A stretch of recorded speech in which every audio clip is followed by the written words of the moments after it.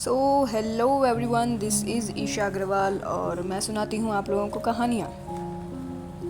अब तक आपने सुना कि किस तरह ईशान और आकाश एक बस्ती में जाते हैं, एक चौल में जाते हैं। वहाँ जाकर उन्हें कुछ ज़रूरी इन्फॉर्मेशन मिलती है। वहाँ से वो मुश्किल से इन्फॉर्मेशन बटोरने के बाद जब वो बाहर निकलते हैं तो उनके सामने थे उनकी लाइफ के 4 इम्पोर्टेंट लोग गन पॉइंट पर। और जो लोग उन्हें गन पॉइंट पर ताने हुए थे वो उन्हें उन्हीं डॉक्यूमेंट्स को मांगते हैं जिसके लिए उन्होंने अब तक इतनी मेहनत की है।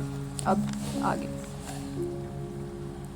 उनके डॉक्यूमेंट्स मांगने पर ईशान कहता है, गुस्से में कहता है कि वो सब कुछ देख रहा था, प्रॉपरली ऑब्जर्व करता है कि कितने लोग हैं, किस तरह उन्होंने गन पॉइंट किया हुआ है। वो अपनी आंखों को थोड़ा छोटा करते हुए कहता है कि कौन हो तुम लोग। वो बॉडीगार्ड जो सबसे ज़्यादा बोल रहा था, यानी कि उन बॉडीगार्ड्स का सरदार, वो बोलता है कि जितना बोला जाए सिर्फ उतना करो, ज़्यादा दिमाग मत चलाओ अपना। अब लाओ ये कागज़ हमें दे दो, वरना। ये कहकर वो अपने आदमियों को इशारा करते हैं और उनके आदमी उस इशारा को पाकर अपनी बंदूक को थोड़ा और कस कर पकड़ लेते हैं और तान देते हैं इन चारों पर। ये देखते ही ईशान कहता है, रुको रुको प्लीज़, उन्हें कुछ मत करना, मैं देता हूँ तुम्हें, मैं देता हूँ डॉक्यूमेंट्स। और ये कहकर वो एक नज़र पहले आकाश को देखता है, छोटी नज़र करके, और फिर वो धीरे धीरे अपने कदम आगे बढ़ाता है, अपने हाथ में वो डॉक्यूमेंट्स बाहर की तरफ लिए किए। जब वो ईशान 1 2 3 इस तरह एक एक करके धीरे धीरे अपने कदम उनकी तरफ बढ़ा रहा था, उसके हाथ में डॉक्यूमेंट्स थे और उसने आगे की तरफ वो डॉक्यूमेंट्स बढ़ाए हुए थे। ईशान की नज़र स्वरा से जाकर मिलती है, जो स्वरा ईशान को ही देख रही थी।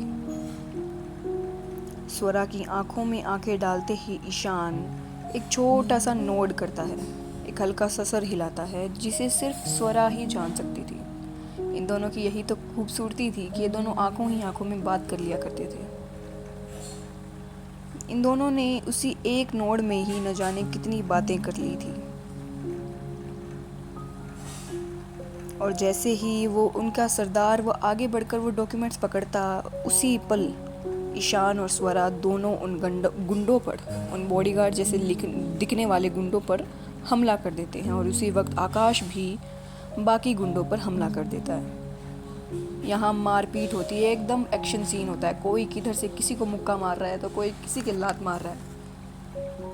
यहाँ पर फुल ऑन एक्शन सीन था।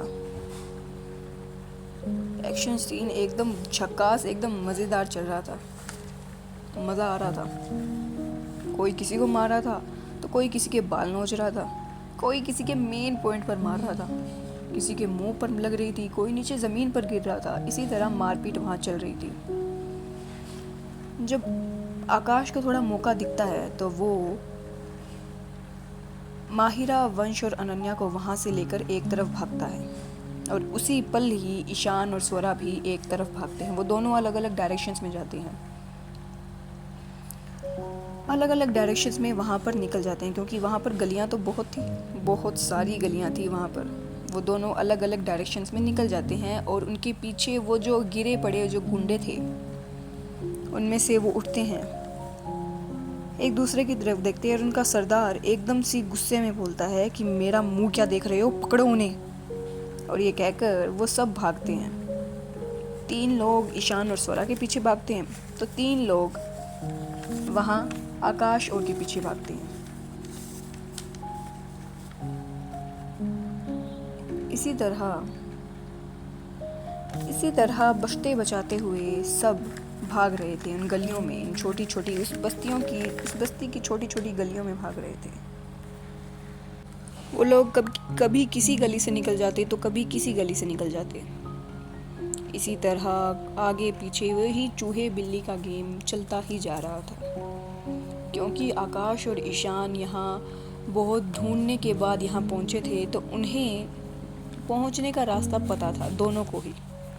इसीलिए ही दोनों अलग अलग डायरेक्शंस में निकले थे। यहाँ बहुत देर बाद भागने के बाद ये फाइनली वो सब लोग एक जगह जाकर पहुँचते हैं। वहाँ पर उन सब की डेस्टिनेशन ख़त्म पूरी हो जाती है, क्योंकि जब वो वहाँ पहुँचते हैं तो उनके पीछे था एक बहुत बड़ा समंदर, पानी ही पानी, जहाँ तक नज़र जाए वहाँ तक सिर्फ पानी ही पानी दिख रहा था, क्योंकि वो एक डेड एंड था, उसके आगे कुछ भी नहीं था। ये दोनों बन रहे थे 30 मार खां, लेकिन पहुँच गए थे एक अलग एंड पर। और जब वो मुड़ते हैं तो इतने में ही उनके सामने वो सभी गुंडे आ जाते हैं। सीन बहुत ही ज़्यादा डरावना था। यहाँ उनका जो सरदार था, यानी कि उन गुंडों का सरदार था, वो थोड़ा हांफते हुए कहता है कि अब बहुत हो गया, लाओ वो कागज़ हमें दे दो। ईशान और आकाश दोनों ढाल बनकर खड़े थे। अपने पीछे उन्होंने सबको कर रखा था, अपने लोगों को कर रखा था, और वो बड़े ही गुस्से से और तेज तीखी तर्रार नज़रों से उन्हें देख रहे थे कि ये कागज़, इन कागज़ों के लिए हमने बहुत मेहनत की है, इस तरह इतनी आसानी से तो तुम्हें हम ये कागज़ नहीं देने वाले। वही कश्मकश चल ही रही थी कि वहाँ पर इतने में ही एक जीप आती है, एक ओपन जीप आती है। वो ओपन जीप आती है तो वो पाँच छः गुंडे जैसे लोग थोड़ा साइड हट जाते हैं। वो जीप बिल्कुल सेंटर में आती है उनके, और एक बड़े ही विलन जैसी ड्रामेटिक एंट्री लेते हुए निकलता है एक आदमी। वो आदमी, उसने भी ब्लैक ही कपड़े पहने थे, लेकिन ये आदमी बाकी लोगों से थोड़ा अलग लग रहा था, थोड़ा ज़्यादा डेंजरस लग रहा था। उस आदमी के आसपास का ओरा ही ऐसा था। वो 5-6 लोग उसे ग्रीट करते हैं अपना सर झुकाकर। वो आगे बढ़ता है और कार के बोनट पर बैठ जाता है। जब ईशान और ये सब लोग उस आदमी को देखते हैं, और स्पेशली उस आदमी के गर्दन पर एक टैटू था, उस टैटू को देखते हैं तो ईशान और स्वरा दोनों एक साथ ही अपने अंदर कहते हैं कि ड्रैगन।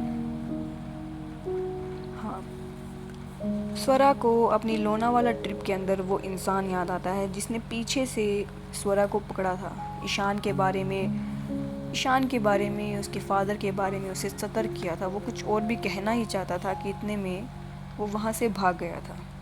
स्वरा ने देखा था कि उस इंसान के भी गर्दन पर वही टैटू था। स्वरा समझ जाती है कि ये वही आदमी है।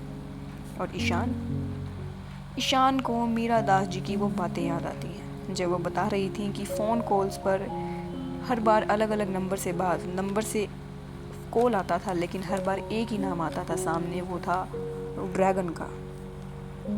और उस इंसान के गर्दन पर वो ड्रैगन का टैटू देखकर ही ईशान समझ जाता है कि ये ड्रैगन वही है।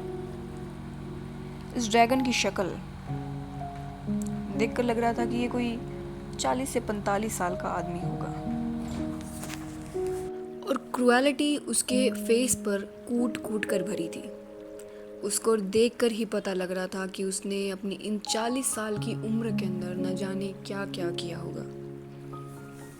ये तो हमें भी नहीं पता कि उसने क्या क्या किया होगा। वो ड्रैगन गाड़ी के उस बोनट पर बैठता है, उस जीप के बोनट पर बैठता है, और अपनी उस गंदी हंसी को, उस डेविल स्माइल को रखकर अपने फेस पर कहता है कि अब कहाँ जाओगे भागकर? हाँ,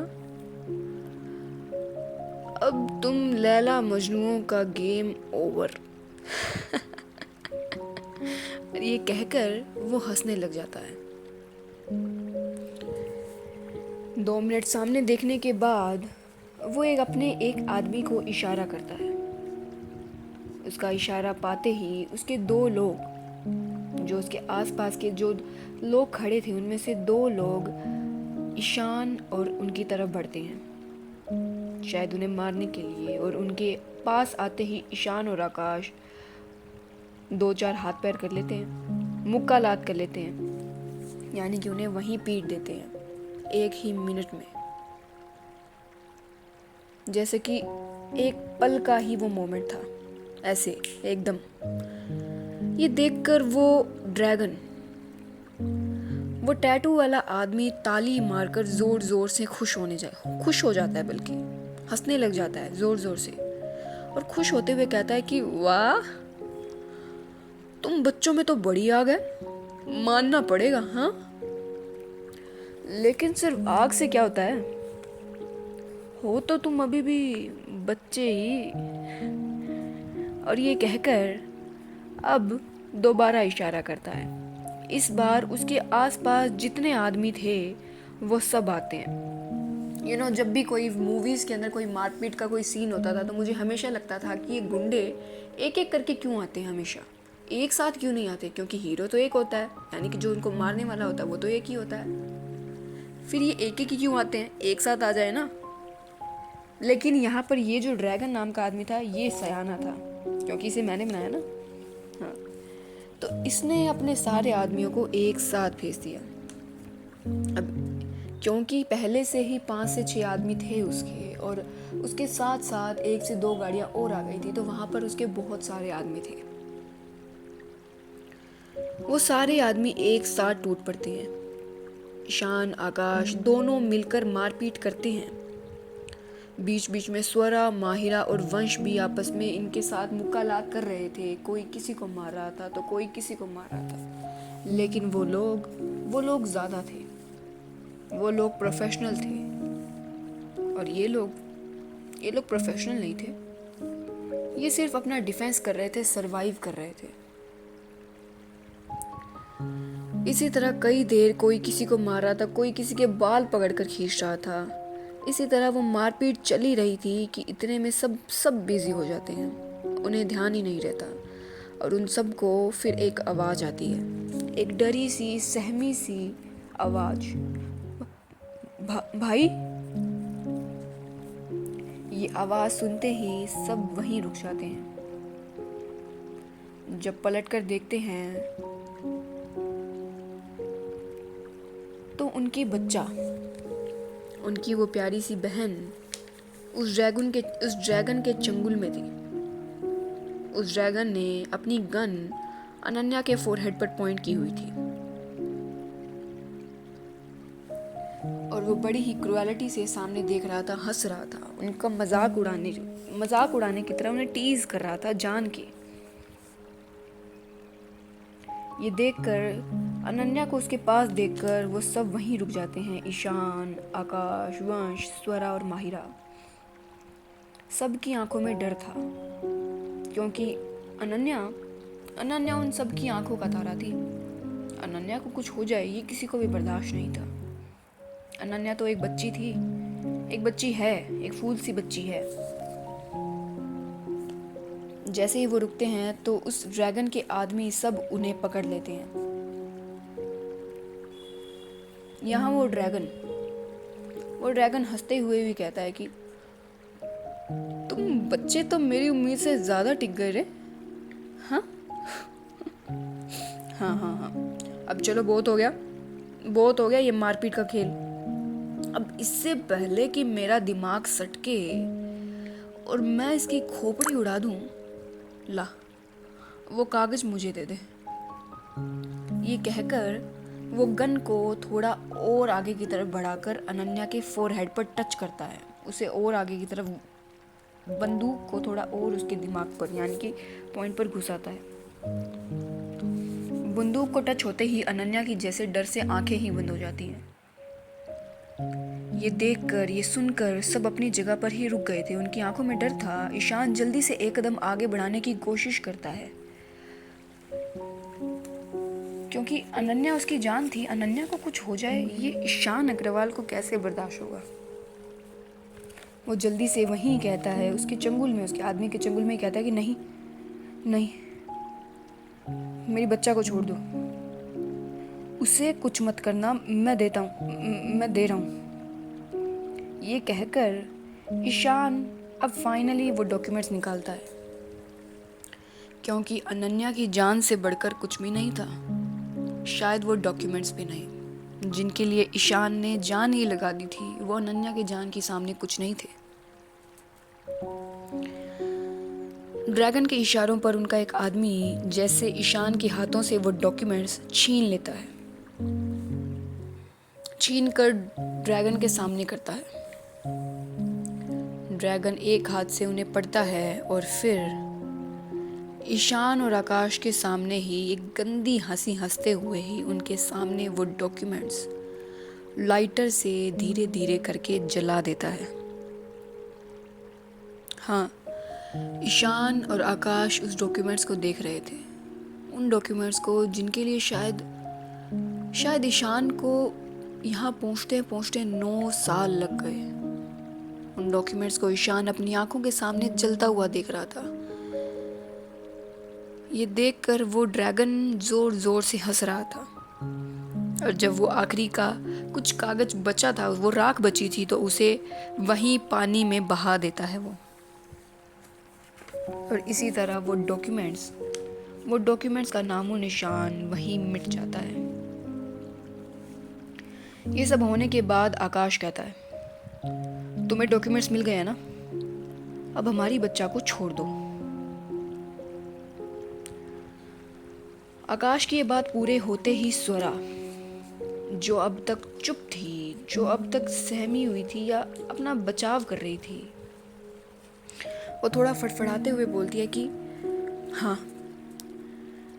मेरी बच्चा को एक भी खरोच नहीं आनी चाहिए। समझ गए ना?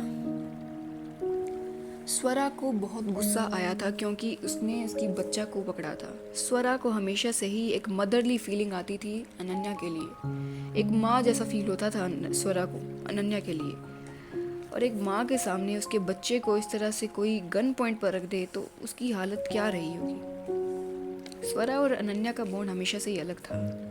ये देखकर, अपने सामने अपने भाइयों को देखकर, अपनी भाभियों को देखकर इस तरह से स्वरा अनन्या को भी एक करेजियस फील होता है। उसे भी लगता है कि उसने कुछ लाइफ में किया है,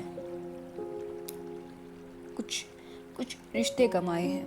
ये सब देखकर, ये इतना इमोशनल मोमेंट देखकर, सबको एक दूसरे के लिए खड़ा होकर देखकर, वो ड्रैगन नाम का आदमी अपने नकली आंसुओं को हटाने की कोशिश करता है, रोने का नाटक करते हुए कहता है, इतना प्यार,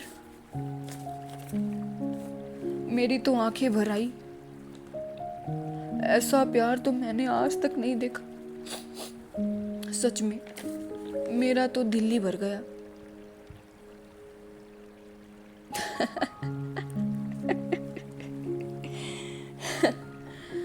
वैसे क्या मस्त एक्टिंग करते हो ना तुम लोग, हाँ? बाहर से कुछ और अंदर से कुछ और ही। ये तो वही कहानी हो गई ना रे, हाथी के दांत दिखाने के कुछ और खाने के कुछ। वाह रे दुनिया, ये तो दोगलापन है। तुम तो दोगलापन कर रहे हो। तुम सब झूठे हो, सबके सब झूठे हो। तुम सब एक दूसरे से झूठ बोल रहे हो तुम, और तुम सबके राज मैं जानता हूँ। ये कहकर वो ड्रैगन नाम का आदमी अब स्वरा की ओर इशारा करता है, स्वरा के ऊपर अपनी नजरें करता है और कहता है कि मैंने तुझे कहा था ना कि तेरा आशिक तुझे धोखा दे रहा है? झूठ बोल रहा है तुझसे, पर तूने मेरी बात मानी नहीं। सिंघानिया की बेटी होकर तुझ में इतना भी दिमाग नहीं। स्वरा जो ऑलरेडी गुस्से में थी, क्योंकि वो सामने अनन्या को इस तरह देख रही थी, और अब बिल्कुल उस सेंसिटिव टॉपिक के ऊपर जिक्र सुन के सबके सामने, जैसे कि स्वरा को कोई ट्रिगर पॉइंट हो जाता है, उसके फादर के बारे में कोई बात करते ही जैसे उसका कोई ट्रिगर पॉइंट हो जाता है। और आज उसके भाई वंश के सामने इस तरह से ये बातें सुनकर स्वरा को बहुत गुस्सा आता है, बहुत ज़्यादा। स्वरा गुस्से में कुछ नहीं कर पाती, बस अपने दांत पीसते हुए कहती है कि अपनी बकवास बंद करो और बच्चा को छोड़ दो, वरना। स्वरा जैसे कि किसी चंडी का रूप धारण करके बोल रही थी, क्योंकि स्वरा को सच में गुस्सा आ रहा था, क्योंकि स्वरा के लिए बहुत ही सेंसिटिव टॉपिक था। शायद उस ड्रैगन नाम के आदमी ने जान करके स्वरा के सामने उसके फादर को लाया था। ड्रैगन कहता है, वरना वरना क्या? हाँ, क्या करेगी तू मेरा? और हाँ, अपनी ये आंखें नीची कर, तेरा इस तरह बिना डरे मुझे देखना ये ड्रैगन को पसंद नहीं। मैं इनमें डर देखना चाहता हूँ। ये कहकर वो अनन्या के बाल खींचता है। इस तरह जोर से बाल खींचे जाने पर अनन्या आ करके चिल्लाती है। उसे दर्द होता है, उसकी आंखों में दर्द था। और इस तरह अनन्या के चिल्लाते ही वहाँ सभी जो उसके खड़े थे उन सब की आंखों में अपने आप ही चिंता उमड़ जाती है। स्वरा जो अब तक उनकी आंखों में गुस्सा था, आग था, उसकी आंखों में थोड़ी चिंता भर जाती है। ईशान और आकाश स्वरा की बच्चा के आ करने पर बच्चा करके आगे बढ़ने की कोशिश करते हैं, लेकिन उन्हें पकड़ा हुआ था, वो कैसे आगे बढ़ पाते। वो हाथ पैर मारने की कोशिश करते हैं, लेकिन वो ईशान और आकाश अपने सामने सभी लोगों के ऐसे एकदम से उत्तेजना वाले एक्शन को देखकर वो ड्रैगन बोलता है, ए ज़्यादा होशियारी नहीं, हाँ समझे? और अब वो स्वरा की ओर फिर से देखता है। उसको न जाने स्वरा से क्या था, वो स्वरा को घूर घूर कर दिख रहा था। वो स्वरा से जैसे कुछ पर्सनल खुंदक खाए था। और वो कहता है, स्वरा की ओर कहता है कि और तू ज़्यादा हीरोइन मत बन, वरना तेरा हाल भी तेरे उस भगोड़े बाप की जैसा कर दूंगा, समझी? अपने फादर के बारे में ऐसा सुनकर स्वरा के जैसे तो कान गरम हो गए थे, आंखें लाल हो गई थी उसकी आंखों में लेजिट अंगारे बरस रहे थे। लिटरली उसकी आंखों में जैसे कि इमोजीज होते हैं ना आंखों में आग वाले, वैसे स्वरा की आंखों में वो देखे जा सकते थे। स्वरा तलवार आज सच में किसी तलवार से कम नहीं थी। और स्वरा के बारे में इस तरह बोलने की वजह से, या स्वरा के फादर के बारे में इस तरह बोलने की वजह से, जो ईशान साइड में था वो जानता था कि स्वरा के लिए ये टॉपिक कितना ज़्यादा सेंसिटिव था। उसने तो स्वरा की सारी कहानी सुनी थी ना, स्वरा के मुंह से सुनी थी। और अपनी बंदी के बारे में, अपनी लाइफ के बारे में, अपनी जान के बारे में कुछ इस तरह सुने तो वो कैसे ही वो अपने आप को संभाल पा रहा होगा। स्वरा से ज़्यादा गुस्सा अब ईशान में भर जाता है। जैसे ही ड्रैगन ने अपने मुंह से वो आखिरी शब्द निकाले थे, उसी वक्त कोई कुछ कहता उससे पहले ही वहाँ ज़ोरदार आवाज़ होने लगती है। सभी का ध्यान भटक जाता है। सब इधर उधर देखने लगते हैं कि आवाज़ आई तो आई कहाँ से। इतने में ही ऊपर से तेज हवा आती है उन्हें। जब सब ऊपर देखते हैं तो ऊपर एक बड़ा सा चॉपर, हाँ ऊपर एक बड़ा सा चॉपर जो ऊपर आया था। और इतने में ही इस चॉपर के आते ही वहाँ बहुत सारी गाड़ियाँ और उन गाड़ियों में बहुत सारे लोग जो आकर सीधा उस ड्रैगन के आदमियों पर बंदूक तान देते हैं। वो जितने भी लोग अभी आए थे उन सब की चेस्ट पॉकेट पर वहाँ पर एक शेर का निशान था, एक शेर का लोगो था, यानी कि वो थी ईशान की टीम अल्फा। ईशान ने शायद वहाँ से भागते ही, जब वो वहाँ से भागा था तो रास्ते में उसने भागते ही बैकअप टीम को बुला लिया था। और ये थी ईशान अग्रवाल की बैकअप टीम, जो बिल्कुल ठीक समय पर आई थी। ईशान के एक इशारे पर ही वो सभी वहाँ पहुँच गए थे। जितना जल्दी हो सके उतना जल्दी पहुँच गए थे ईशान की लोकेशन को ट्रैक करके। जब सभी लोग ऊपर देख रहे थे, ये सब इतना जल्दी हो रहा था कि कोई कैसे रिएक्ट करे किसी को समझ में नहीं आ रहा था। जैसे कि एक पल में ही सभी वहाँ से हवा आ गई और पीछे से आदमी आ गए। ईशान को जैसे गुस्सा आ रहा था, उसकी नज़रें इधर उधर नहीं हटी थी, उसकी नज़रें सीधा अपने सामने उस ड्रैगन नाम के आदमी पर ही थी। जब उसने देखा कि सबका ध्यान ऊपर है तो ईशान को जिस गुंडे ने पकड़ रखा था उसे वो मार पीट कर अब ड्रैगन की तरफ भागता है। सीधा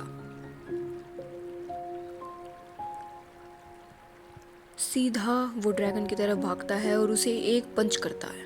ड्रैगन भी थोड़ा हड़बड़ाया हुआ था, थोड़ा बौखला गया था, जिसकी वजह से अनन्या उसके चंगुल से छूट गई थी। अनन्या छूटकर सीधा स्वरा से जाकर गले मिलती है। स्वरा उससे उसे गले मिलती है। स्वरा भी उसे हक बैक करती है। स्वरा की तो जैसे जान में जान आ गई थी।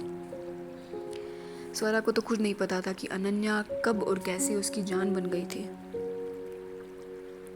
यहाँ ईशान ड्रैगन को मारता है। अब ईशान जैसे ड्रैगन के ऊपर बैठकर उसे पंच पे पंच मारे जा रहा था, क्योंकि Ishan, oh my God, Ishan इस वक्त बहुत ज़्यादा गुस्से में था। गुस्से से अलावा मैं क्या शब्द इस्तेमाल करूँ, मैं आपको क्या बताऊँ। क्या आप फील कर पा रहे हैं जो मैं फील कर पा रही हूँ? क्या आपको समझ में आ रहा है कि ईशान उस वक्त कैसा फील कर पा रहा होगा? क्या रेज फील कर रहा होगा वो अपने अंदर, अपने सामने उस ड्रैगन इंसान को देखकर। ईशान अपने दांत पीसते उसे हर पंच मारते हुए वो कहता है कि तेरी हिम्मत भी कैसे हुई अपनी इस गंदी ज़बान से मेरी बहन और मेरी स्वरा का नाम लेने की। हाँ, और ये कहते हुए वो साथ साथ पंच मारे जा रहा था। स्वरा को गायब करेगा तू? हाँ, तू स्वरा को गायब करेगा? अगर उस पर अपनी गंदी नज़र भी की ना, तो ईशान अग्रवाल तेरा वो हाल करेगा कि शीशे में खुद को पहचान नहीं पाएगा तू। और हाँ, कह देना अपने उस बॉस को कि अपनी कुर्सी पर अपनी पकड़ मजबूत कर ले, क्योंकि छाया अग्रवाल का बेटा ईशान अग्रवाल आया है अपनी माँ का बदला लेने, अपनी माँ की मौत का बदला लेने। ईशान बड़े ही रेज में, गुस्से में उसे मारता हुआ ये सारी बातें कह रहा था। गुस्से में जैसे वो किसी घायल शेर की तरह दहाड़ रहा था उस ड्रैगन के ऊपर। उसने मार मार कर जैसे उस ड्रैगन को अधमराई कर दिया हो। वो उसे मारे जा रहा था जैसे कि आज ईशान उसे मार ही डालेगा, जान से मार डालेगा। उसकी हिम्मत भी कैसे हुई थी पहले उसकी माँ की तरह, माँ के साथ इस तरह करने की, फिर उसकी बहन को पकड़ने की, और आज उसकी स्वरा को इस तरह से ट्रिगर करने की। उसने तो बिल्कुल पीक पर आकर ईशान को जैसे हिला दिया था। ईशान उसे मारे जा रहा था। इतने में ही ईशान की ही टीम का मेंबर उसे कहता है कि बॉस आप जाइए यहाँ से, यहाँ खतरा बढ़ता जा रहा है, आप जाइए प्लीज़ यहाँ से। ईशान अपने उस आदमी की बात को समझता है और आखिरी बार उस ड्रैगन को एक लात मारता है, क्योंकि ईशान समझता था, क्योंकि ईशान को पता था अभी ये कहानी, अभी ये लड़ाई सिर्फ शुरू हुई है। ड्रैगन के और आदमी अभी आते ही होंगे, और इस वक्त यहाँ पूरी अपनी फैमिली से, अपने लोगों के सामने, अपने लोगों के साथ यहाँ खड़ा होकर अकेले यहाँ पर सेफ नहीं था। उनका यहाँ से जाना बहुत ज़रूरी था।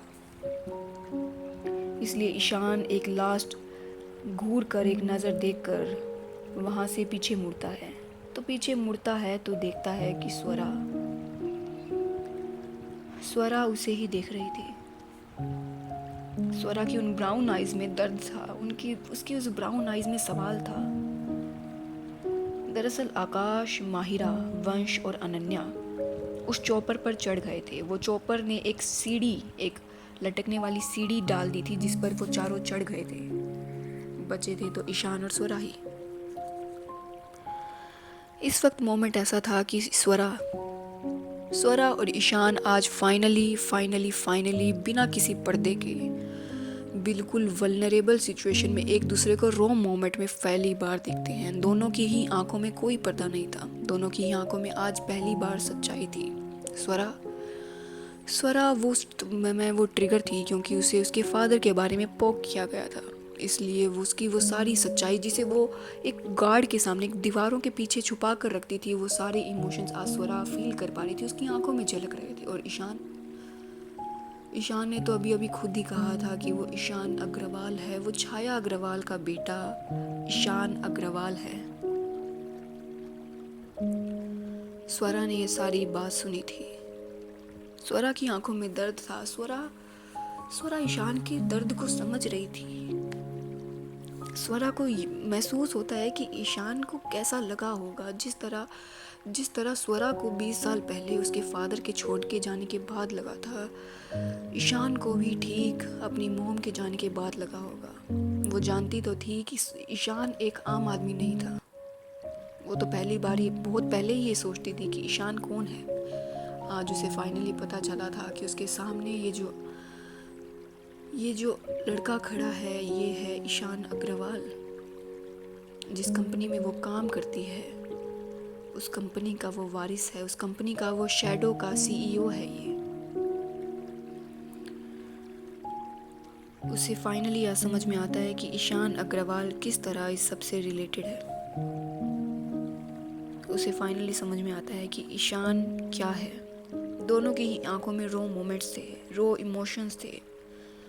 दोनों ही एक दूसरे की हालत को समझ रहे थे, खुद से ज़्यादा सामने वाले के दर्द को समझ रहे थे। आप बस ईशान आंखें बंद करके एक बार ईशान और स्वरा की जगह अपने आप को रख कर देखिए कि जिस इंसान से आप प्यार करते हैं उसके सामने आपकी सच्चाई आती है और उसी पल उसकी सच्चाई आपके सामने आती है। दोनों की ही दिल की धड़कनें बढ़ी हुई थी, दोनों के ही दिल टूटे हुए थे, दोनों ही दर्द में थे, दोनों ही बहुत ज़्यादा दर्द में थे। शायद शब्दों में बताना ये मुमकिन ना हो,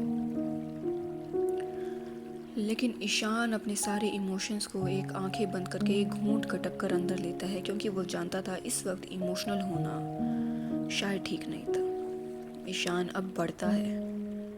जस्ट इमेजिन, अब फाइनली ईशान अग्रवाल बढ़ता है स्लो मोशन में। ये मोमेंट आप देखो स्वरा की नज़रों से कि ईशान बढ़ रहा है, ईशान अग्रवाल स्लो मोशन में उसके सामने आ रहा है। ईशान के फेस पर चोट थी, उसके कपड़ों पर मिट्टी थी। वो ईशान अग्रवाल फाइनली अपनी गार्ड्स, अपने सामने की सभी दीवारों को तोड़कर अब स्लो मोशन में स्वरा की ओर बढ़ रहा था। बढ़कर वो बिना कुछ कहे सीधा स्वरा का हाथ पकड़ता है और दूसरी तरफ उसे ले जाने लगता है जहाँ पर वो चौपर था। स्वरा भी कुछ नहीं कहती। वो क्या कहती, उसके पास शब्द नहीं थे। वो सीधा दोनों उस चौपर पर चढ़ते हैं और वो चौपर उस गहरे पानी पर चल पड़ता है। खटखट खटखट खटखट करके वो चल पड़ता है चौपर। अंदर आते ही अनन्या ईशान को गले लगा लेती है। भाई, ये कहकर वो सीधा ईशान से चिपक जाती है क्योंकि वो बहुत डर गई थी। ईशान भी उसे हक बैक करता है और अनन्या बीच में बैठी थी। उसके एक साइड बैठा था ईशान जिसने उसे हक किया हुआ था और उसकी दूसरी साइड बैठा था आकाश जो अनन्या के सर पर हाथ फिरा रहा था, उसे कंफर्ट करा रहा था कि तुम ठीक हो बच्चा, तुम ठीक हो, तुम सेफ हो। अनन्या की बच्चा थी वो, आकाश की बच्चा थी वो। जब वहाँ वो सब चल रहे थे तो इतने में ही, लेकिन जब ये हग चल रहा था तो ईशान की नज़रें सिर्फ और सिर्फ स्वरा पर थी। उसने हग तो अनन्या को किया हुआ था, लेकिन वो देख स्वरा को रहा था। स्वरा के भी कपड़ों पर मिट्टी थी, सबके फेस पर कुछ ना कुछ चोट लगी थी, सब मिट्टी में भरे हुए थे। स्वरा की नज़रें बाहर की तरफ थी, बाहर उस गहरे समंदर को देख रही थी। उसकी आंखों में न जाने आज पहली बार था जो शायद ईशान भी नहीं समझ पा रहा था कि स्वरा की आंखों में क्या है। शायद पहली बार ईशान को थोड़ी मुश्किल हो रही थी स्वरा की आंखें पढ़ने में। वो स्वरा को ही देख रहा था। इतने में ही उस चॉपर का पायलट बोलता है, बॉस। ईशान को सुनाई नहीं देता क्योंकि उसका ध्यान सिर्फ स्वरा पर था। वो पायलट रिपीट करता है, बॉस। ईशान जैसे नींद से उठा, वो कहता है, हाँ हाँ हाँ, वो आइलैंड की ओर ले लो। ईशान सिर्फ इतना कहता है और वो पायलट समझ आता है, यस बॉस। ये कहकर पायलट अपना काम करने लगता है। और यहाँ इसी तरह उस चॉपर पर उनकी वो जर्नी स्टार्ट हो जाती है। ईशान से बिना पूछे ही ईशान समझ गया था कि उसके पायलट ने उससे क्या पूछा है। और ये आइलैंड पर जा रहे थे। अब ये आइलैंड कैसा आइलैंड, किस तरह का आइलैंड, अब तो वहाँ जाने के बाद ही पता चलेगा। और आज आज जो सच्चाई आई है सामने, उसकी इंटेंसिटी क्या करेगी स्वरा के साथ, स्वरा और ईशान के रिश्ते के बीच में क्या करेगी, वो तो हमें आगे पता चलेगा। ईशान की सच्चाई अब इनके सामने है, तलवार फैमिली के सामने है।